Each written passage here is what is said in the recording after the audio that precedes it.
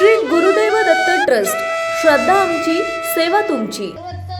एका अशा हुशार महाहुशार माणसाने केलं होतं की त्या माणसाचं ऐकताच लोक हसतात पोट धरून. तर असाच एक बिरजा म्हणून एक पोरगा होता. तर एका गावात होता, एका गुरूंच्या आश्रमात तो कामाला होता.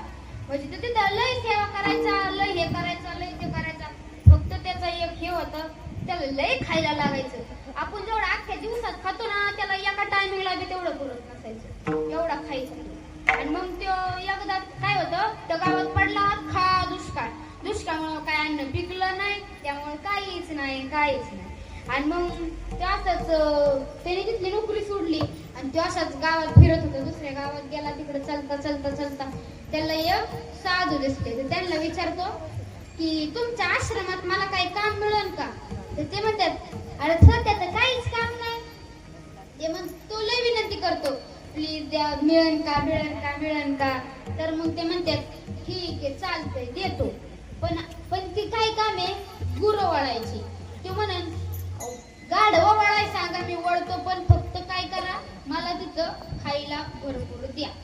मग ते काय म्हणतात, तुला खायला अख्खं भरपूर देणार, पण तुला काय करायला लागेल? एकादशी धरायला लागेल.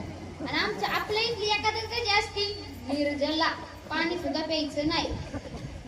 तो म्हणतो, किती वर्षातून येते? ते म्हणतात, वर्षातून नाही रे, वर्षातून नाही.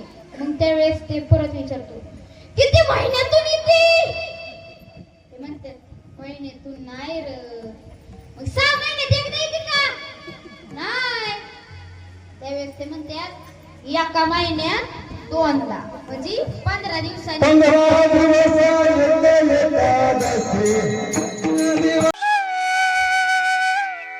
श्री गुरुदेव दत्त ट्रस्ट, श्रद्धा आमची, सेवा तुमची.